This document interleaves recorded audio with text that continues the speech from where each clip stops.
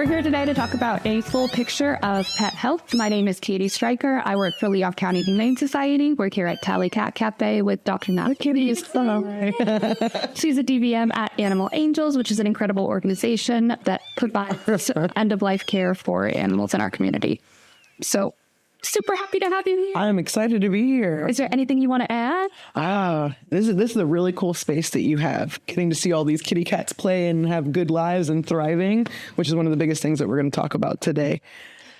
And if anybody notched anything over, apologies in advance. And if you hear any yelling or sneezing, or we'll go over all of that as it comes up.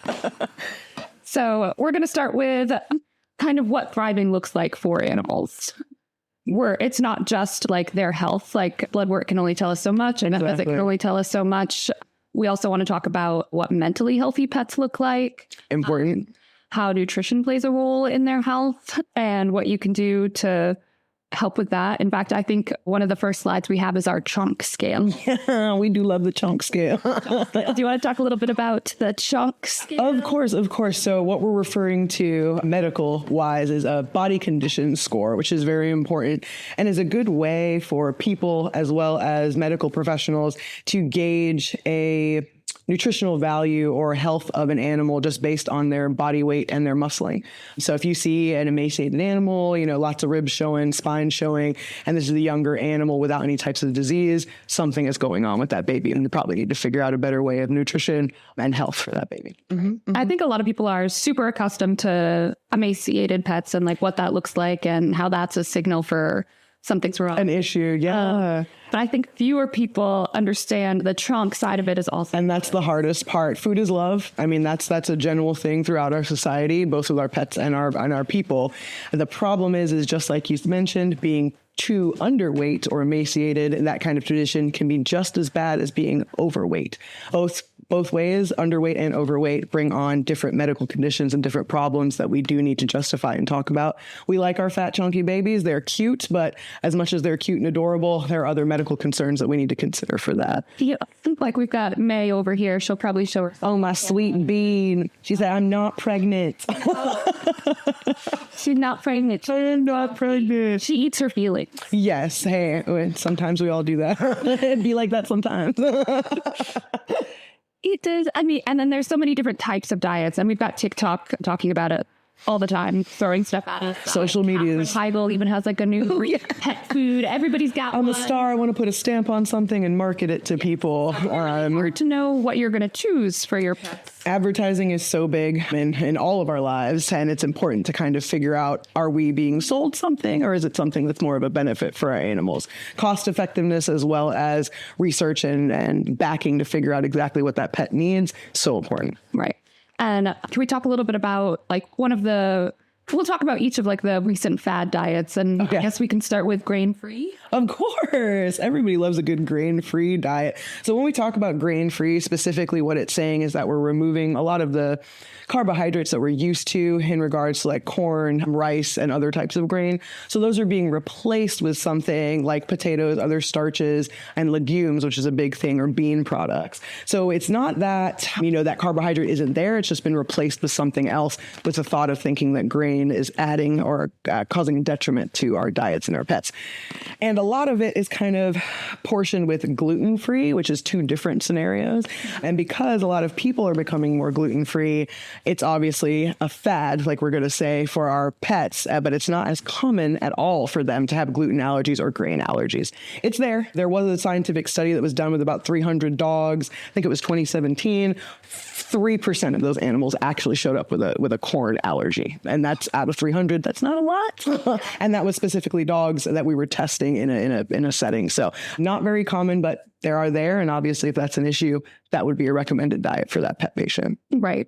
So if it's not recommended by a vet, grain-free isn't something that you need to reach for on the shelf. It's not something that you need to reach for. And the scariest part of that is just why we found out about these grain-free diets coming into play was a lot of animals, specifically canine patients, that were showing up with cardiac diseases that weren't normal for that breed. So we figured out or tried to find the connection between why this was suddenly happening. And there was a connection to the grain-free grain-free diet or the legumes that were being used as replacement.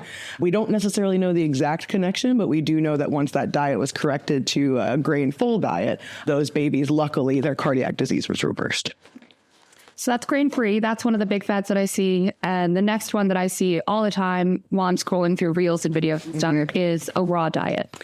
Raw. So raw, also not necessarily a bad scenario. A lot of people want to be in that mindset of, I want to have hands-on every aspect of my pet's health. You have the time and the resources to cook a home-cooked meal, do it. In regards to raw, also can be something that can be good for a pet, but there's a lot of checks and whistles and bells and whistles you have to make sure that you are being aware of. So hygiene is a big portion. There's a lot of cross-contamination, especially with raw diets. So if you are not cleaning your bowls, sanitizing your area, food prep, and making sure that everybody, hands are being washed. A big problem is especially immunocompromised patients that are living in the home. So not the pets, the people that are handling the food. Immunocompromised patients, anybody that's pregnant in the house can have a higher detriment of getting these types of infections. So biggest portion is making sure that it is nutritionally balanced. So that's probably the biggest thing with all of these diets that we're going to talk about, fat or not.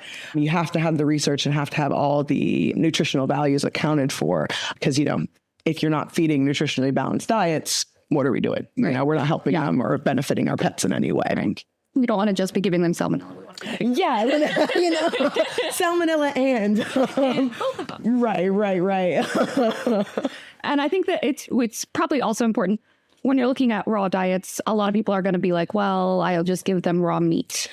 And it's not just cutting up, a steak and putting it in a bowl for them. That is exactly what you said. A lot of the mentality of, I'm feeding raw, here's some ground beef and we call it a day. That's not nutritionally balanced. That is a good protein portion, but where are, the carbs, the extra nutrients and vitamins and minerals? So a lot of the times feeding a raw diet, we always recommend having a nutritional veterinary board certified nutritionist that can help and make sure that that breed, that age, and everything is being accounted for to help growth and help maturation. Right. Mm-hmm. So raw is sort of like if you're willing to put in the time, money, effort, and be going to regular vet visits and communicating with your vet on a regular basis, then sure, raw is great. But if you're not able to put that time, dedication, and money in, which no shame. And exactly. Because I don't do it. I don't have the time. I don't. Yeah. I love my 7 cats and dog, but I'm not going to be. I don't have barely have time to cook for myself. Exactly.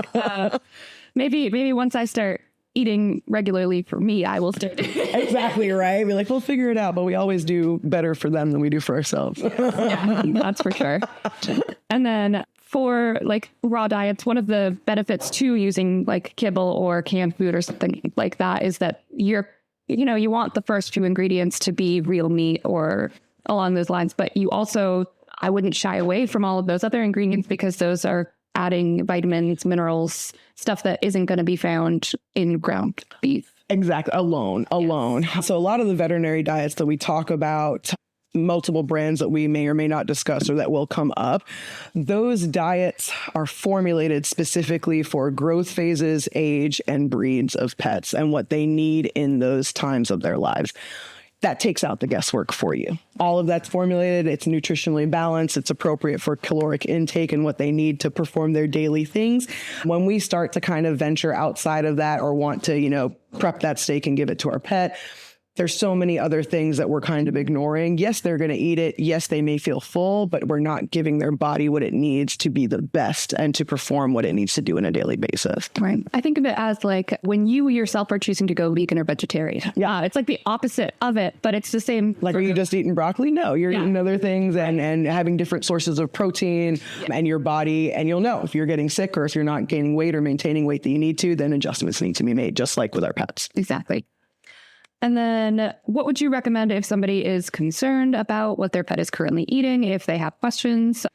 I mean, obviously we recommend bringing your pet in annually for visits, but let's say your cat is registering on that chonk scale or your dog is registering on that chonk scale. what would you recommend their next steps be if they're looking at this chart and going, ooh, I might be closer to that side. So when we talk about the scales, we usually go for a scale between 1 to 5 or 1 to 9. Those are basically our typical scales. Depending on what scale you're using, always try and use the same scale. So you make sure that you have that same comparison. Oh, fun. When we start to see, hey, maybe I'm kind of leaning towards that higher chunk, what we kind of need to consider is, how are we feeding? How often are we feeding?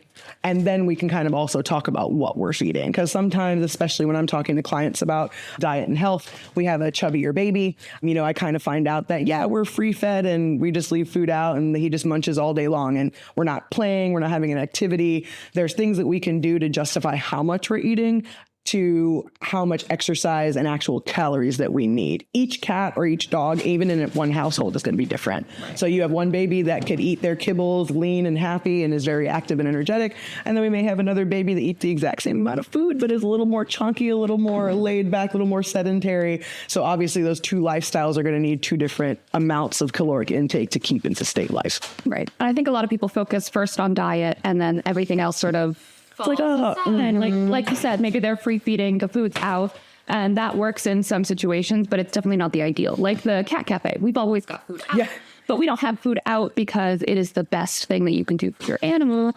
We have food out because we have cats in all different life stages. Yes. We've got cats of all different weights. We want to make sure that they have access, but it doesn't mean that when we send them home, we're hoping you will have 5 bowls of food out available for them all the time. No. And that's not ideal for all situations. And some cats and dogs have some restraint and some don't. So some have interests in other things, and some are very one track. All this, the food's out, or we're in the kitchen and we're doing something. They're just like, what's happening? What's the next step? Yeah. So it's important to have that balance. And I think that leads us right into the 5 freedoms. Yay! So important. You love the 5 freedoms. I'm going to pass it over to you. I want you to talk about it. It's so good. So the 5 freedoms are actually developed, I believe, in like the 1930s in Britain, specifically for cattle. So people were noticing that obviously they're not going to produce as much if they're not happy. So in that industry, we do look at compensation for our product. So, if our cows aren't happy, they're not going to produce as much milk. We're not going to have that turnaround for what we need. Right. So in that sense, they kind of figured out and looked at different things for wellness that would help an animal thrive. And so just simple things is even just what we think of as normal day to day. So comfort, the ability to remove yourself from a stressful situation, the ability to act yourself. I know that we talk about mental health in veterinary medicine all the time. And so to know that your cow is happy and doing cow things and enjoying their day to day, it's not just a job for them. That's so important and can also add to the industry and your product as well. So those are type of things that we're talking about and things that we all think about. I know that we all do as pet owners, but we also want to make sure that we're doing everything that we can. So these are type of criteria that we can make sure that our babies are happy and healthy. And it's not just about, our weight. It's also about enjoying life and having that good quality of life. Right. It's not. So the 5 freedoms, to break it down, freedom from hunger and thirst. That was pretty obvious. Animals shouldn't starve or be dehydrated. They should have access to clean water. Freedom from discomfort. That one, I feel like it's kind of a big... More of an umbrella. Yeah. Freedom from discomfort can mean so many things. It can mean freedom from parasites, fleas, or intestinal. It can mean, having the proper shelter. Yep. It can mean not having animals that are bullying them. It can mean not having children that are constantly touching children, prodding them, not letting them rest. So discomfort is a big umbrella, and we'll get more into discomfort. Oh, yes. And then freedom from pain, injury, and disease. I think those two sort of overlap just a little bit, but also it has wrestling match. You guys are so cute. But that means monitoring your pet's wellness, making sure that they're going to those annual appointments, making sure that you're not even just missing something, because we'll touch it. It's a team effort. It's really definitely a team effort. And we will touch on that later. You should never be ashamed to discuss or have questions and discuss with your veterinarian, things that you want to talk about. Right. Well, already you know your pet best. Yes. You know what they're like on a day-to-day. You know when they're acting out of the ordinary, and it's your job ultimately as a pet owner to advocate for them. And that sometimes means having embarrassing or tough conversations with your vet. I'd rather have you have a discussion with me than you be second guessing yourself and it be something that we could have prevented or helped before things, kind of got out of hand. Right. And then the next freedom is freedom to express normal behavior, which I love this one. That's like one of my favorite ones. You talked about it. And we're definitely going to talk about this more. We have a whole slide on what's normal behavior. And a lot of people come to find out they don't love an animal's normal behavior. Yes. Acknowledge that before you enter into lifelong agreement with adopting an animal. And then freedom from fear and distress. That also overlaps a little bit from fear of discomfort, but that just generally means that they deserve to have an environment that they feel safe in. They deserve to have spaces that they can get away from everybody, feel comfortable, confident. We all thrive in environments that we can feel safe in, to be able to express ourselves and to have the space to not feel threatened. And so we think about that. We go through our day to day in hopes that our days will be fine and low stress. For our pets, they only have the one setting where they are. So it's very important that they have the space to feel themselves and be able to self-soothe and have that space, because I know that's important to me. We have the ability to pack up and leave. We can remove ourselves from situations where we're not feeling comfortable. It's important to give animals, cats and dogs, and in all species really, the ability to remove themselves from stressful situations. That's actually why all around the cat room we have the shelves on the walls. We've got a space with their litter box in the back where they can, if there's too many people in this room or a few rambunctious kids and they're not loving the energy in the room, they can take the back, remove themselves. And that was something that was really important for us when we were designing it. Mm-hmm. We wanted them to have that ability to remove themselves.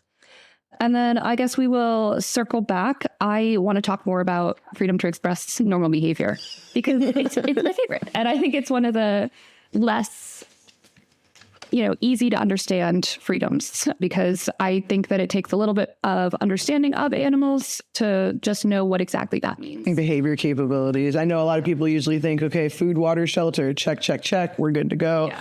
This specific freedom is so important and one of my favorites as well, with different animal behaviors. So a cat is not a dog and a dog is not a cat. There are different types of behaviors where they express themselves or show stress or happiness. So a cat, just like you said, you have different surfaces. You have vertical areas for them to get exposure to see their full surroundings. Dogs don't necessarily need vertical surfaces. I know a lot of dogs like want to hang out on the couch and do that type of thing, but that's different for them. Dogs and cats both need enrichment in their own homes and spaces for them to act out those behaviors. So cat scratching posts, that's not your couch. Giving them places to have that normal behavior will lessen the likelihood of them destroying a couch or furniture.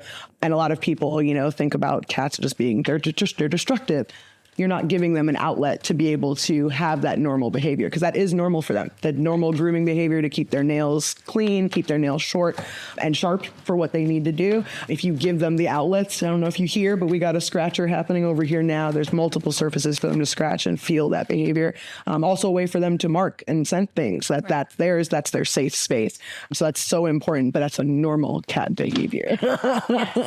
You should. I see people that are like, well, what about declawing? What about nail caps? What about this? What about that? And it's like, sure, there are ways to remove that behavior, but I've seen declawed cats that are surrendered and come into the cafe and they're still trying to use scratching posts. It is a behavior. It doesn't take the behavior away. It doesn't. It's still something that they're going to want to do to self-soothe. And sure, you can take away the destructive aspect of it, but you're going to be removing a very base need for that animal because it's part of that's what they need. Animal. The biscuits are being made and everybody's loving it.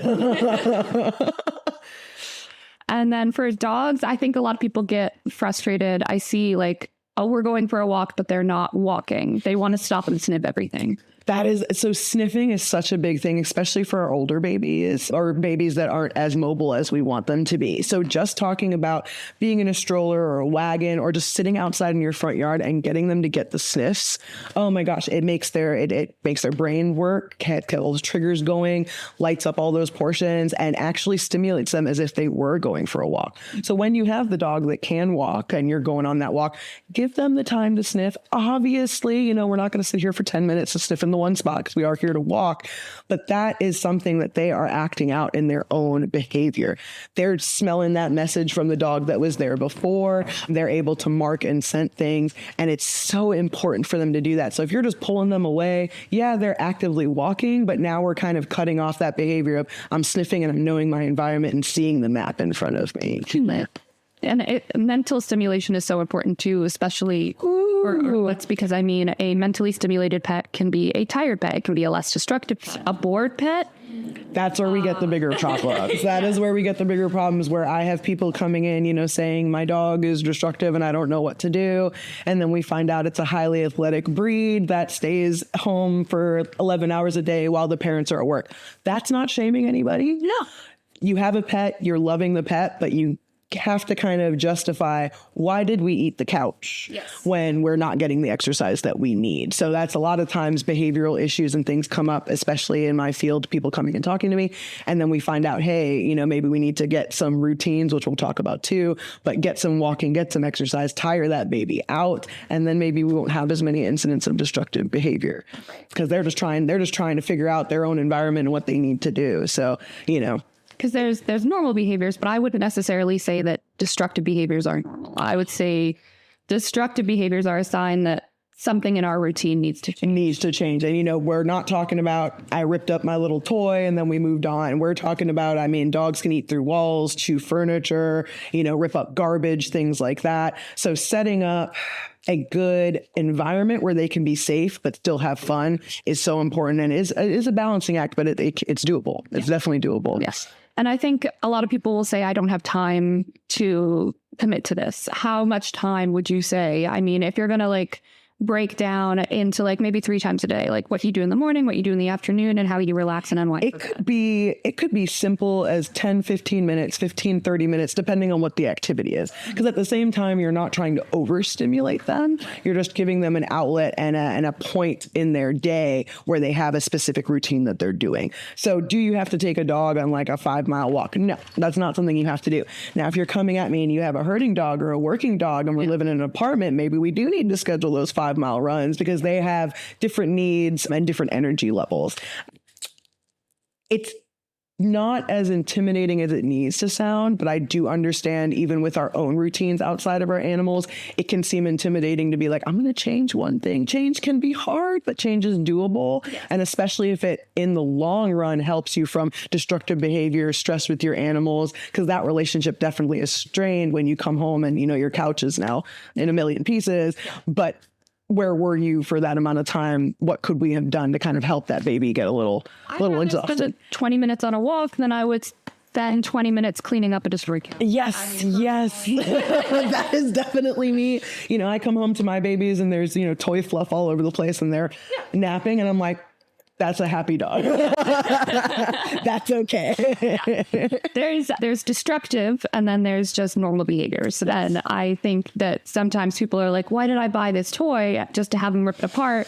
And why do you do anything? Right? We spent X amount of money and we had this delicious food. It's enrichment for ourselves and our pets. So you have to kind of let that go. There are different types of behaviors and there's different toys that are made for those behaviors. So there's some that have high scents. There's some that give them a little snuffle so they can sniff around, like puzzle toys and things like that.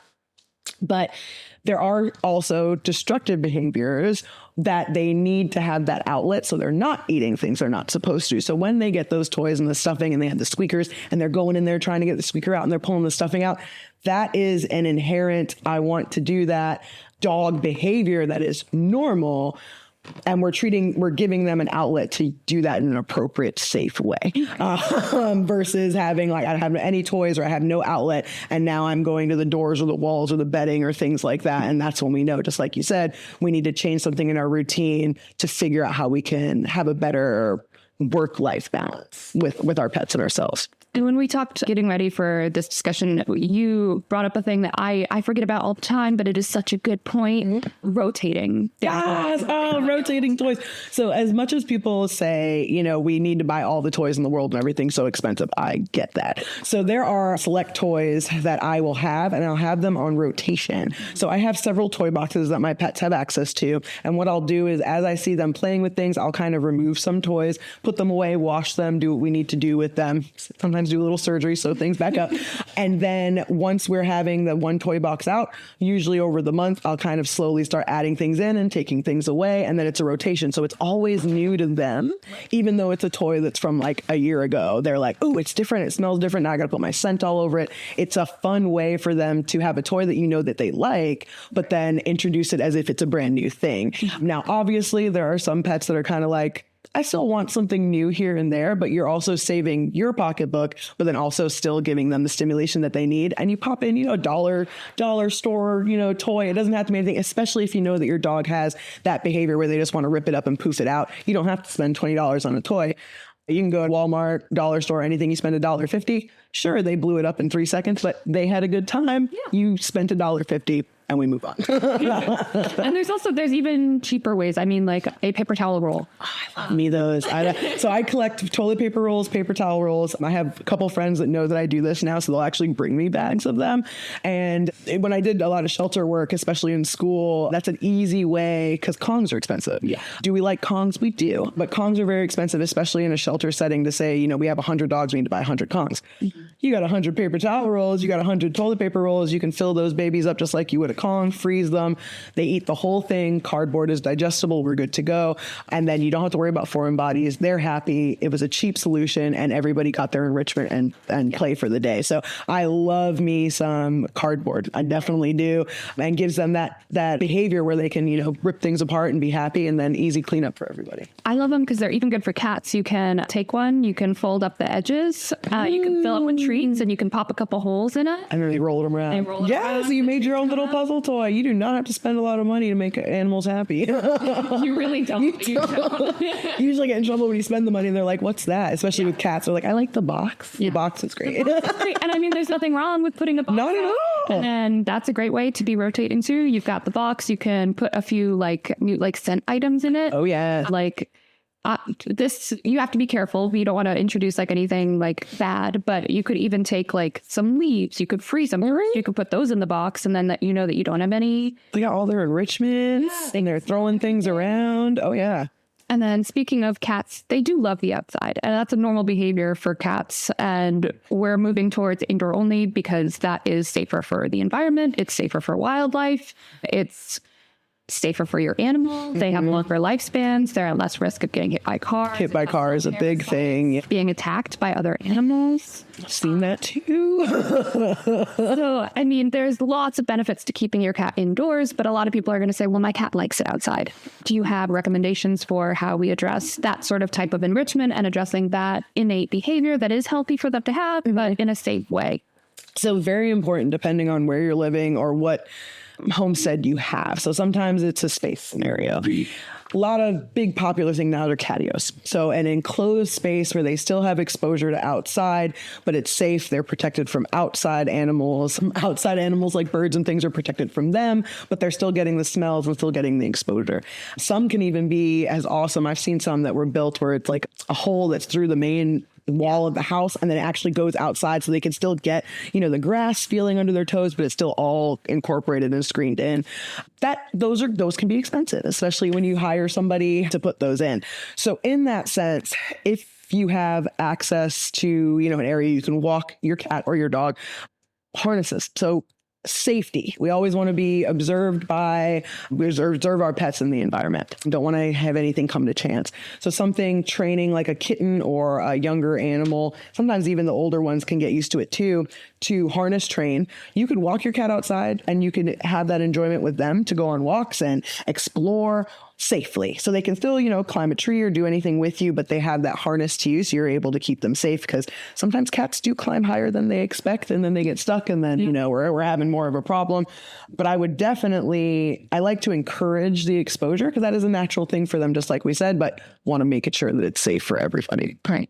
And I mean, a lot of people are going to say, well, that's a lot of work.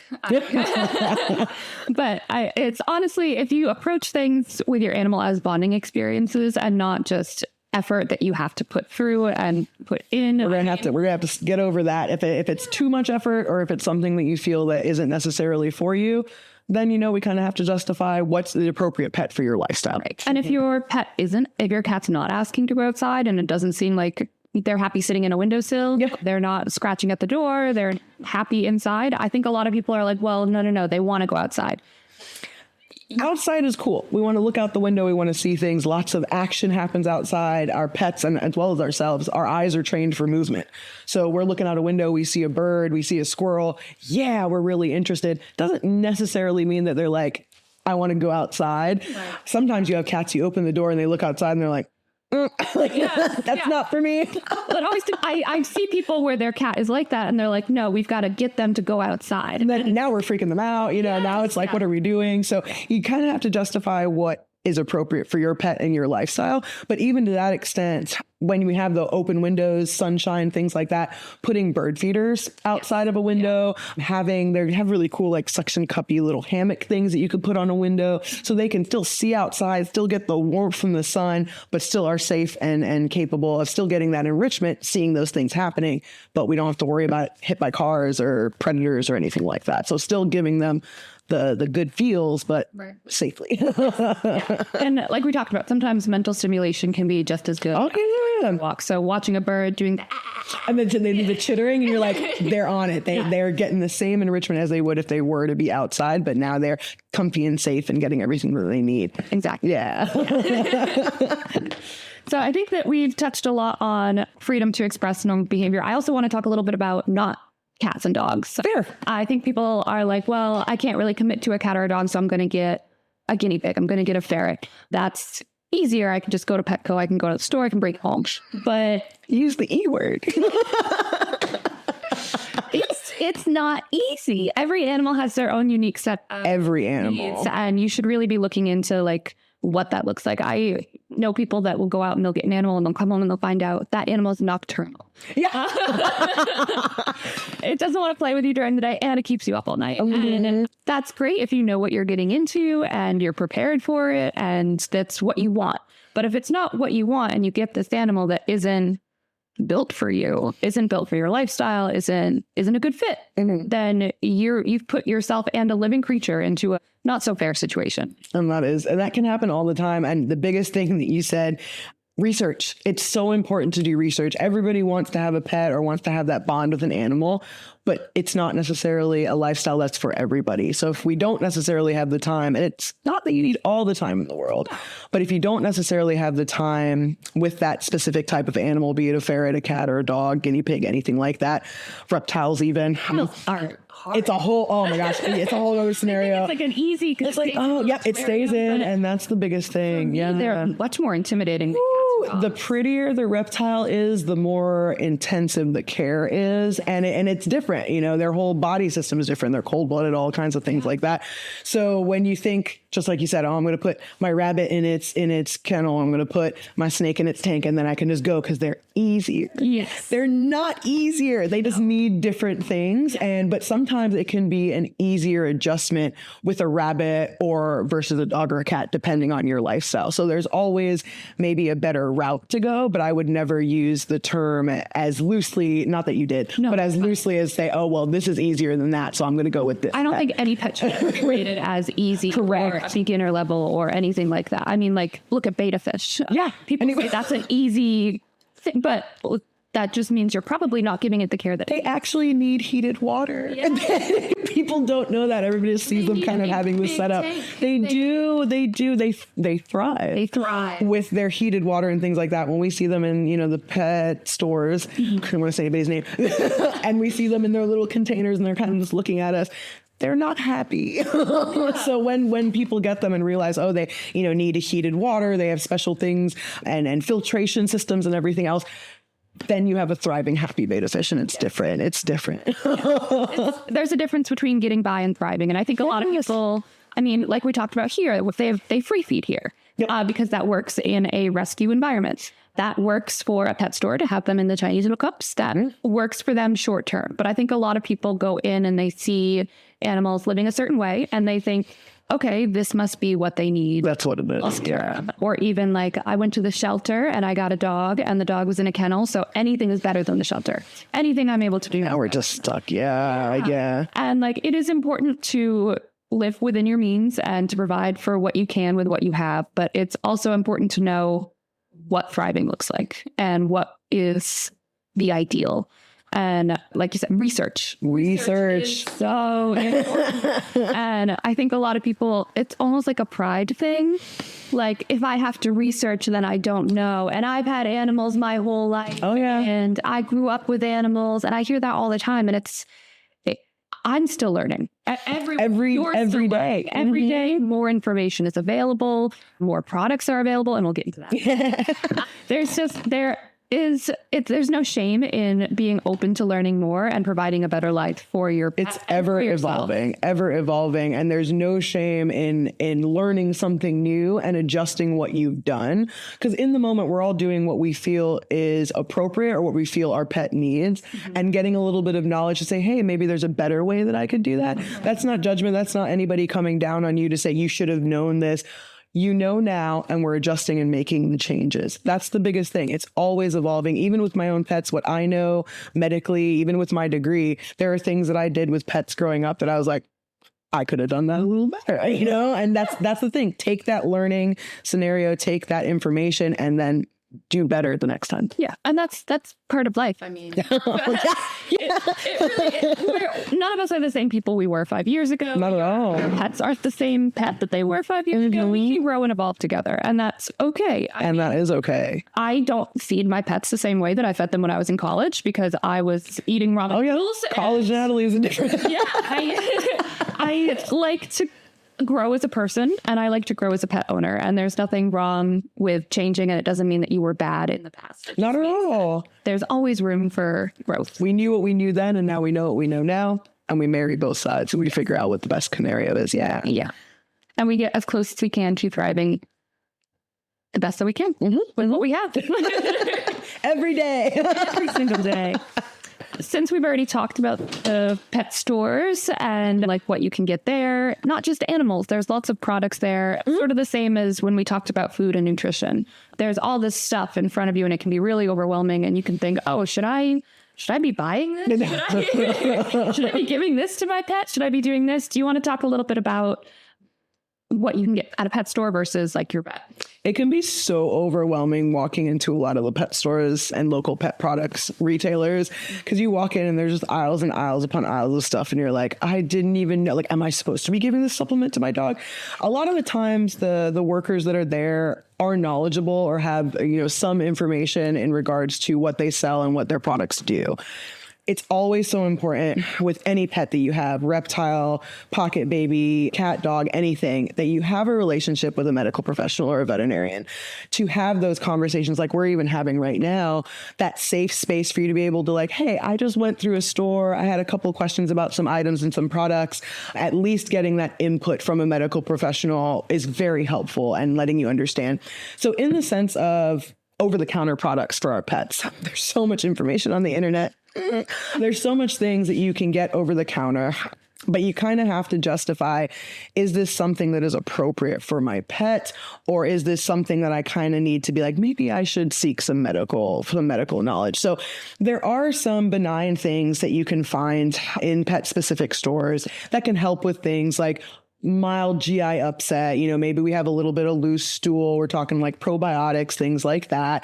Obviously, if it is an emergent situation, we would prefer that you bring them in, because sometimes or if it's something that doesn't resolve or seems to be getting worse, because a lot of the times taking that time in between seeking out medical help could have prevented things from getting worse, or we could have found something that maybe we could have fixed sooner before things started to go downhill. So things to consider. But there are a lot of products that are listed and formulated in these pet stores that can be safe for your pets and for certain things like GI upset.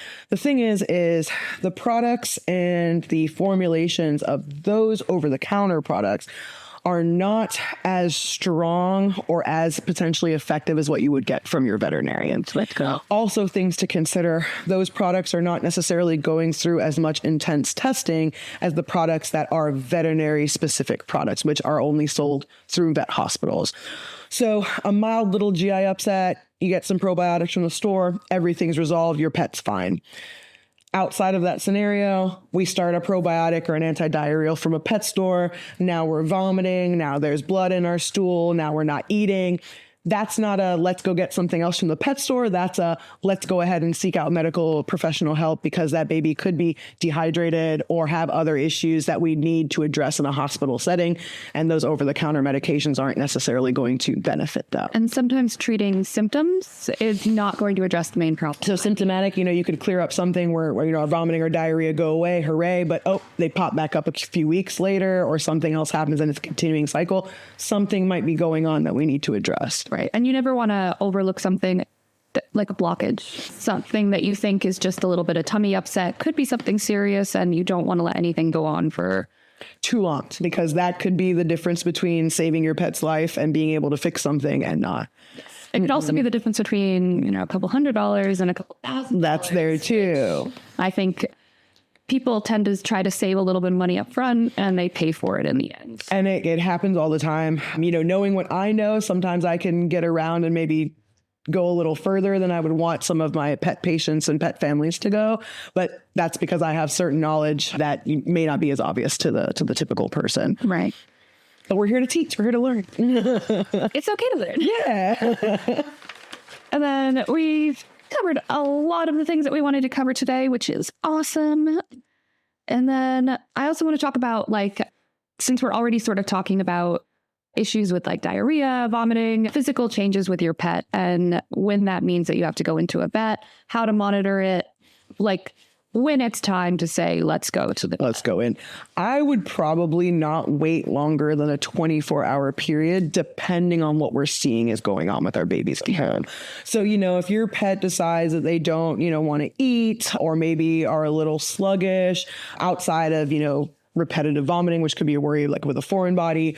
But if we're just feeling a little abnormal for about 24 hours and don't seem to be improving the following day, I would probably consider, and usually it's on a weekend, I would probably consider justifying, if we don't have a relationship with a veterinarian, getting that baby, a new patient exam with somebody. If we do have a relationship with a veterinarian, that would be the time to kind of make the call to decide, hey, we need to get that baby seen. Because just like you were saying, it could be the difference between, $50 to $100, $100 to $1,000, depending on what we're finding. What we always want, especially in a veterinary setting, I would rather have you come in and everything is, there's no big signs or big issues. And we kind of just say, maybe we gave him a cookie or we move on from that. I'd rather have that conversation where it's nothing big or emergent that we find. And then we get to go home and everything's fine versus, we waited how many days? I cannot tell you how many times I've seen pets and people are like, yeah, it's been going on for about 2 weeks. And I'm like, but why? Would you like to feel like that? Right. So I'm kind of like, at what point? So I always tell people, I'm like, we can give it 24 hours. Sometimes we just don't feel as well. But if we're still not acting normal, still not feeling right, and that's 24-hour period's gone, you can even book a vet appointment and cancel. Yes. You could book, and please, it's nice to call and tell us that you're canceling. Yes. But you can book a vet appointment and cancel if that baby's feeling better, or take them in just to cross our T's, dot our I's, and make sure there isn't an emergent problem that we're worried about. Yeah. And you touched on this a little bit. If you have a relationship with a vet, like your pet is up to date, you're bringing them in annually, you can call and say, hey, this is going on. What do you think? If they've never seen your pet before, they're going to say, we have no idea. I don't know. Yeah. I don't know your animal. I don't know what their last exam was like. Please don't. But if you have that relationship, you can call and they'll either say, we still really do need to see them. I mean, there's nothing replaces an actual exam. Right. Nothing does. But at least if you have a relationship and your pet is up to date, you can call and ask those questions, and it's not quite as much of a mystery. And that's the biggest thing, is having that pet up to date and having that relationship, because then we do know your pet. We have history and we can say, hey, either this has been going on and maybe we want to do further testing, or hey, this is the first time that we've had it. Maybe we can offer some products if we're up to date on our exam. Maybe there are some products that we can offer without bringing the pet patient in, but it's all dependent on that last exam, what's going on with the baby. And we can try something. And obviously, if that doesn't necessarily work, then we have to come back to step one and bring that baby in. But always important to have that conversation with a veterinary professional. And not having them up to date is one of those things that will make it cost more when something does. It's going to cost more. And especially now when they have to be seen, something's going on. Now we're rushing them in. And, it could have been something that could have either been caught earlier, preventatively. I'm always a big advocate for preventative medicine. Very thankful for my emergency medicine people. But if we can help prevent it and keep them outside of that issue, talking about those five freedoms, that's a big part of it. And so preventative medicine is so important, and having that relationship with that medical professional so we know your baby and we're all on the same page. And some people, I notice they don't tend to look at behavior changes as potential illnesses. What are some behavior changes that you would say that visit right away? So especially talking about an animal, and we'll even say any age right now, an animal that was normally playful, very interactive with the family, always into everything, following people, suddenly has a behavioral change where, it bit somebody or it's hiding from people. And that can be cat or dog. Those types of changes, they don't have words. They can't explain to us that something hurts or something's going wrong.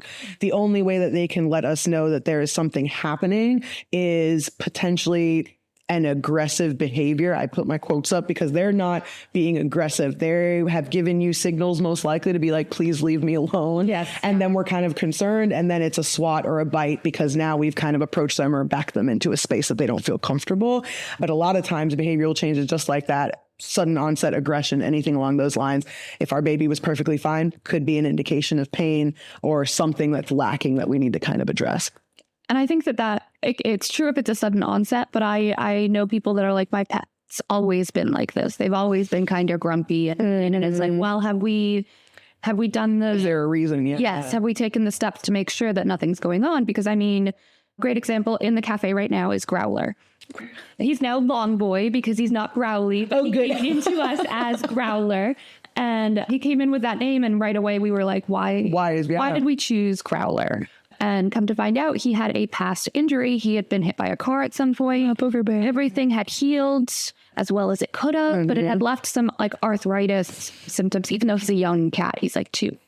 So that's one of those things where is he Growler? Is he a growly boy and that's just sort of his personality? Right. Or is something going on that's making him causing him to be, yes. And now he gets to be Long Boy. And he's not growling no more. We got him checked out. We did x-rays. We found out that this was happening and we got him an arthritic supplement. Love it. So now he's something happy. Is just a little supplementation. He's happier now. We had that root and that relationship to be able to say something's going on. Let's do more research. Now, sometimes we have some growly cats. That's just their jam. That's how they like to. But they deserve for us to make sure. We want to make sure it's not something that we could make them feel better. Exactly. And pain is one of the biggest components that will cause a behavioral change in our pets. And that's the only way that they can communicate. They don't touch me or, hey, get out of here. So pain is one of my number one reasons to figure out a sudden behavioral change or even a progressive behavioral change. Because sometimes it'll start out to be I'm just hiding. And then eventually it can get to a point where they're like, nobody can touch me or anything like that, which is out of the ordinary for normal. Right. And let's see. What else do we want to touch on? My sweet bees. They're awesome. So, we just talked about backing them into a corner and making sure. Do we want to talk a little bit about stake zones, resting zones? Yes. I see more and more often people are like, crates are mean, kennels are mean, and kennels can be a safe space for dogs. It's my cat's at home. If my dog's not in his kennel, where he brings all of his toys in. First of all, that's his little cage. He's so cute. If he's out doing something, cats are in his kennel. I love it. So it's become a safe space. It's just a nice little spot. It's like their own separate little room, and they drag all the toys in there now. I love a kennel. I love crate training. for safety of new puppies in that sense.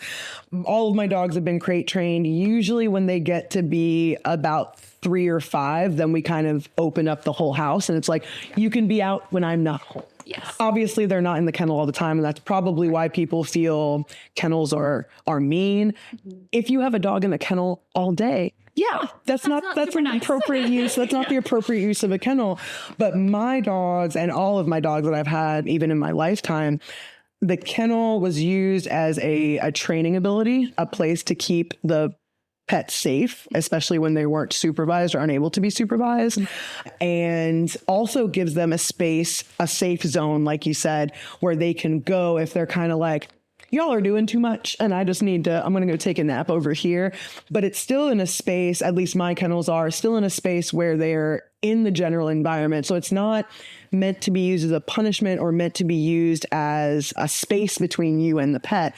It's meant to be a place where the pet can feel comfortable and safe and have their own space where nobody else is potentially supposed to go.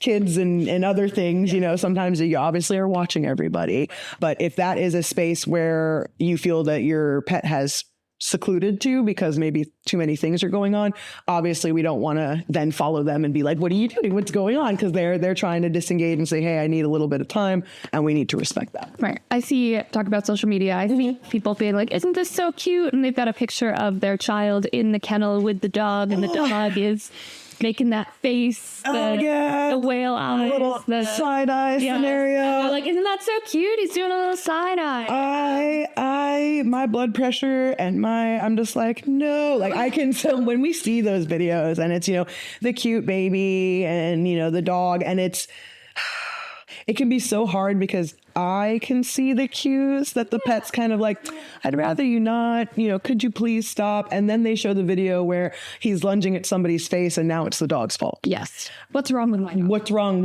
How did we get here kind of scenario?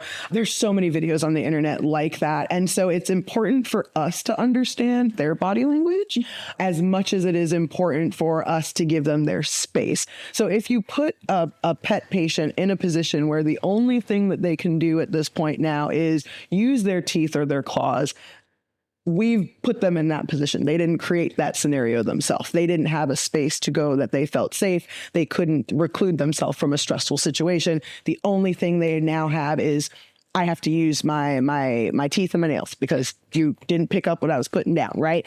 And so those babies, you just see them and we teach our kids the appropriate way to address a pet as well. So I love when I'm on a walk and I'll have, a little 3-4-year-old walk up from afar and say, excuse me, can I pet your dog?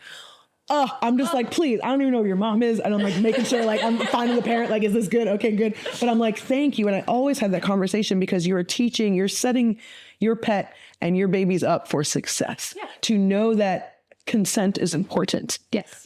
Very important. So when we talk about those behaviors that may not be as noticeable until you learn about them, we're learning, we can look at things like the whale eye. So when we talk about whale eye, you probably know what it is, but when you hear like whale eye, what do you mean? It's when a dog is not looking directly at you. So he's looking away from you, but the eye contact is still with you, but we're not facing you. We're trying to distance ourselves, but still keep an eye out for you. Right. So you see more of the white part of their eye than the iris or the color portion. Oh, you are sweet. And so that is the dog giving you hey, I'm not comfortable with this. A lot of times too, even a yawn. So some people are like, oh, look, he's relaxing and the baby, oh, it's great. That yawn is a stressful yawn. So it'll be a sudden, we're not tired, we're not napping, we're not doing anything. We have a big, oh, sweetie, we have a big breath of air in and a little, like a little wheeze kind of at the end.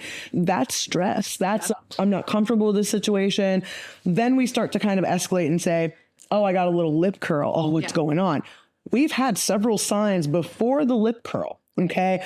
Tails being down, maybe our ears are down. We're looking away. We're trying not to engage. Those are all, I'm not comfortable with this. And then the baby's like, I love you. I love you. I love you. And I'm touching you. And then suddenly the dog spins around, bites the baby, bites the owner, does whatever. And then it's the dog's fault. Right. we should understand and notice those behaviors to be able to say, hey, we need to take a step back. Let's remove the baby. But yeah, setting everybody up for success, the baby, yourselves, and the dog, to have those outlets and have those safe spaces. So important. So important. And we can save ourselves bites. Save ourselves bites. And I think it's important to know too, not every animal is going to have the same comfort zone. There are some dogs you can do just about anything to. Oh yeah. They're pretty comfy with it. And there are some dogs where if you like come at them from above and you're over their head, they're not going to love that. No. And it's always important to kind of be on their eye level. So even when I'm examining a patient like in a hospital, I'm always on their level, because that exact behavior, leaning over them or reaching above their face, that is compromise for them. They can't see that coming, or it's a surprise and they feel vulnerable. And sometimes if you surprise them, the first thing is I'm going to bite, or I'm going to, do something. If they can't predict what's going to happen, they're going to predict it's bad. Yes, exactly.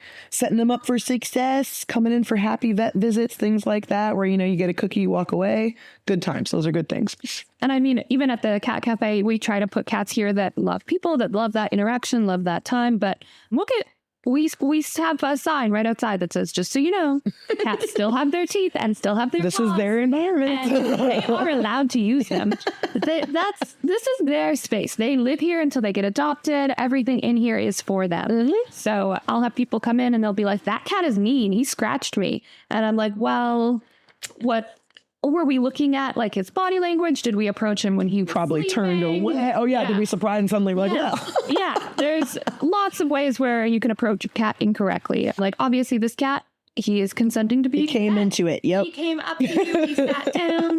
This cat up here that's in a high spot, he's probably up high because he doesn't want to be interactive with. He wants to see everything. Yes. If they want attention, they'll come up to you. If they want pets, they'll do this. They'll sit with you. Mm-hmm. And I mean, you can sit down next to them and have them come up to you, Miss Bay, thinking about it. But they'll give you signals, and it's important to listen to their signals. And like you said, consent. Yes. Consent is so much bigger even than just before you pet them. Offering them choices like, do you want to take this toy on your walk? Mm-hmm. Do you want this treat? Do you want this treat? Offering choice can be such an important form of. And a good interaction between you and your baby. Yeah. A great bonding opportunity, making them feel like they're in control, not this is what we're doing now. Yes. So you're going to be doing it. Yes. I want everybody to be comfortable and, know what's going to happen. So always training is also a big thing. Routine is a big thing. So they know and understand that it's not always a surprise. Surprises are fun. Yeah. But, you've got to make sure it's not so much of a surprise and now we don't know what's going on where we are. All of life, exactly. Surprises are fun when they're a surprise. Right. I don't know what's going to happen today. And we didn't get a chance to talk about that much. Routine and establishing something that your pets can expect. Is so important. And especially with new pet babies, older pet babies that we get through fosters, or that we adopt later in life. Routine is so important, because then that gets them used to their day to day. We try to keep, we got a little attitude. He said, no, thank you. That was, and we respected it. That was good. That was great. That was good. Good job, guys. Real time. Talking about, now I was like happy about the cats. Remind me. Yes. New animals, fosters. So it's not just an age scenario where it's like, okay, this is a young puppy. We don't know anything. And so we're going to focus on our routine and that's it. All pets, all life stages and cycles need a routine to get through their day to day with as minimal stress as possible. Obviously, our lives change day to day. Is it going to be exactly 7:05 that we get the feed bowls full? No. And there's also having a little wiggle room in that routine is important as well, because day-to-day changes happen. But if we're saying we wake up in the morning, so even my routine. So I wake up in the morning, my dogs do a little stretch. They go outside while I'm suiting up to go outside to walk them now. Right. And then we go for our morning walk. We come back. They already know it's breakfast time. So they're sitting by their kennels. They're like waiting for their food. They get their food and then they get to go back outside or they get to hang out and play inside. That's normal for them. Then they know mom's getting her keys. Oh, she's putting on her shoes. My boxer boy goes straight into his kennel. He's like, oh, she's leaving. We got everything. The Jack Russell's kind of like, what are we doing? What's going on? But the boxer knows, because that's been his routine. He knows that if I'm getting my bag, I'm getting my keys, I'm going to leave. that has been normalized for him. So he doesn't have the stress to be like, I don't know when she's leaving, what's happening.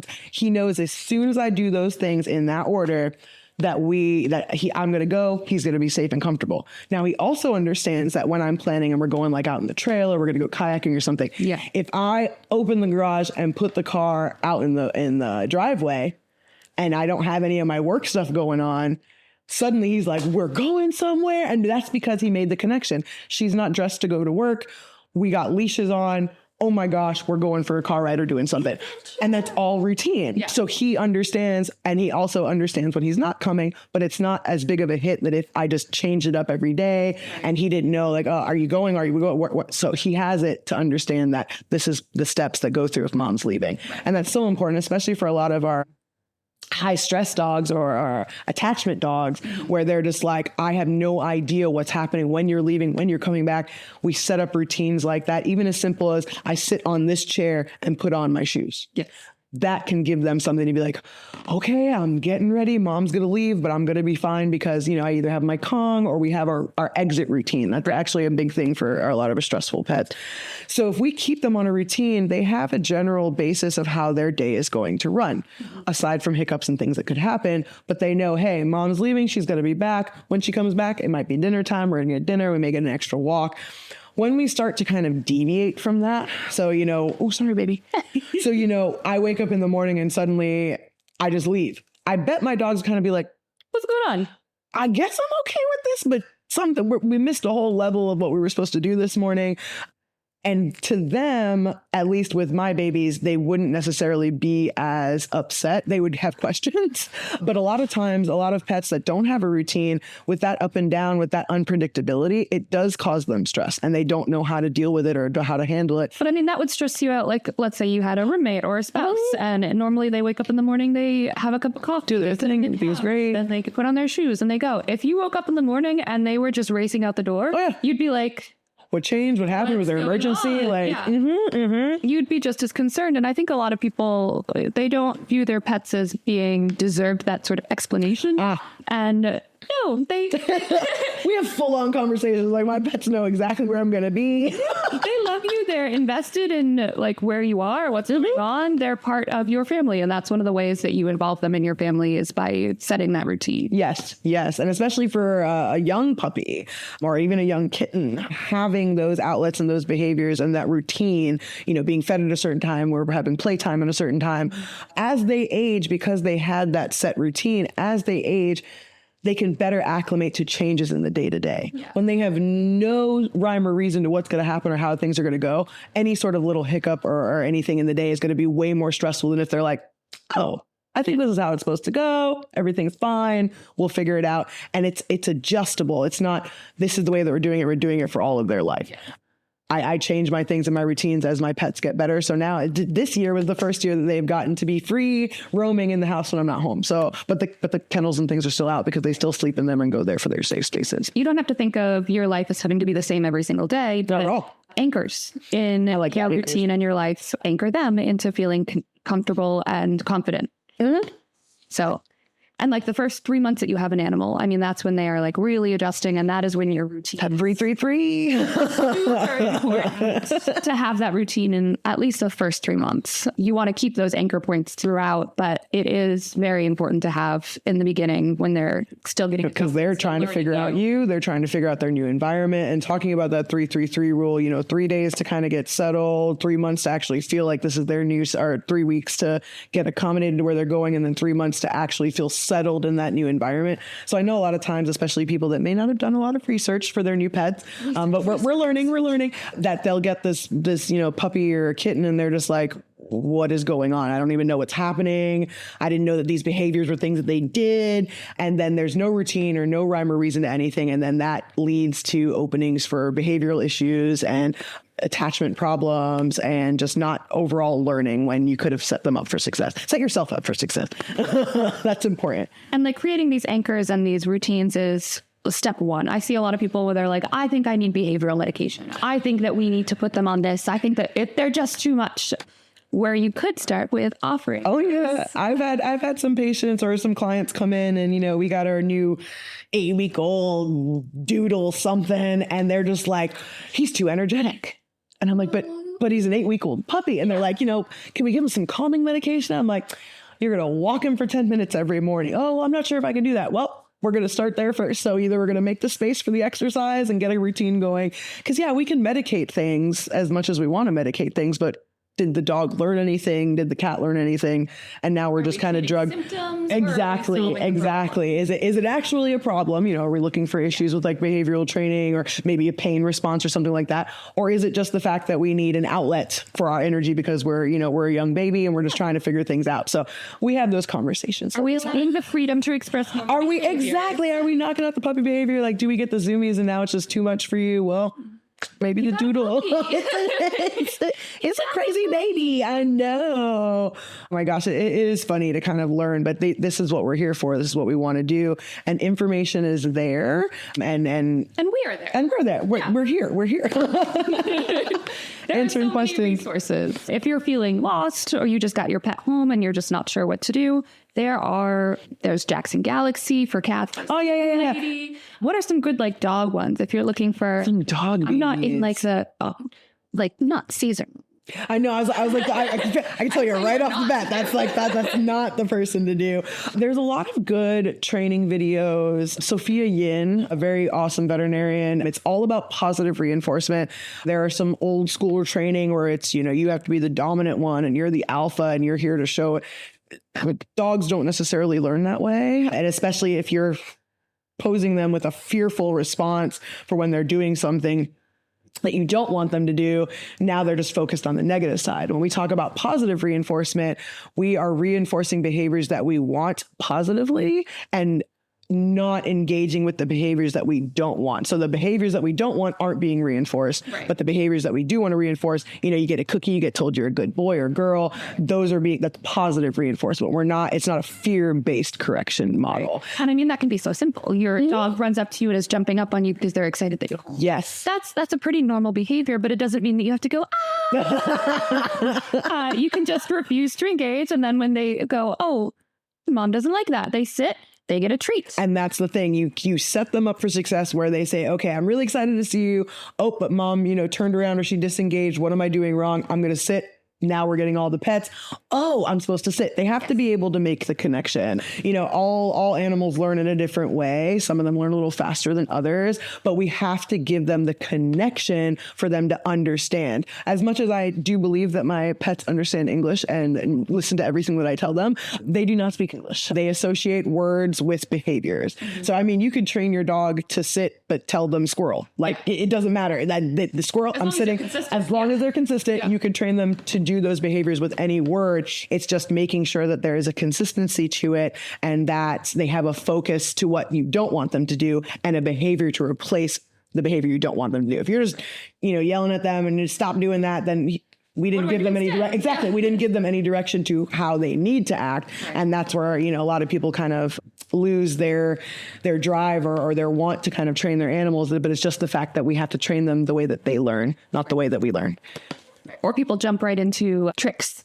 Yeah. And tricks are great. Tricks are fun. Tricks are fantastic. Yeah, tricks are a great time. But if your dog doesn't know that, you'd prefer for them to sit than jump all over you, then you're not going to get to lay down, spin around. No, there's just too much going on. You have to start with the basics. Mm-hmm, mm-hmm. And that interaction and that engagement with your pet is fun for them as well as it should be fun for you. Yeah. It should never feel like, I got to do this training scenario.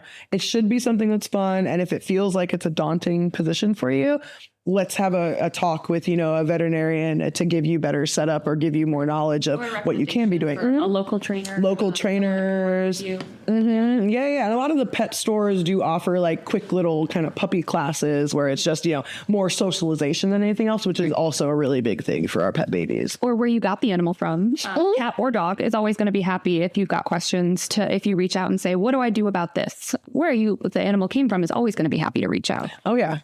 They should be. If they're not, then you went to the wrong spot. Right.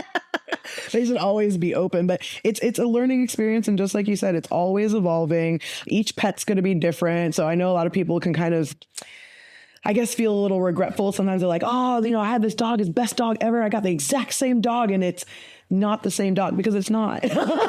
Yeah. Each animal is going to have their own personality, even if they're the exact same breed. And so, you kind of have to adjust your training. Exactly. Even if they're cloned, and that's a whole other thing. But, you clone their looks. You don't clone their personality. And so you have to justify with each baby that you get, even if you're just a big poodle fan, a schnauzer fan, or whatever, each dog and each pet dog or cat is going to be different. So you're going to have to adjust the way that they learn, the way that you train, and the way that you get them comfortable with their environment. Yeah. You're not committing to an idea of an animal. You're committing to an animal. An animal.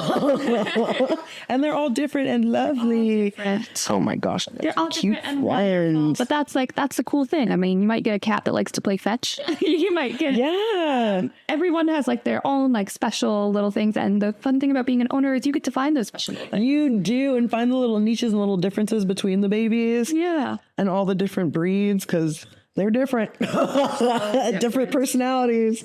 They're so different. Oh my gosh. Well, I think that we touched on a lot of great things for full circle pet care, full picture pet care. Yes. It's been really, really nice. Oh, lovely. It was wonderful being here, and all these babies have been so sweet. They're so good. I know. And if you're watching this and you have additional questions, make sure you check out the resources attached to this video. And if you have questions even after that, please feel free to reach out. You can email info@leoncountyhumane.org. And we're always happy to answer any questions and just be here for you and your pet baby. Learn together. Research and don't be afraid to learn. Don't be afraid. Don't be afraid, and always ask questions. And if you get attitude from people, those aren't the right people to talk to you. Ask someone else. Yes, ask somebody else.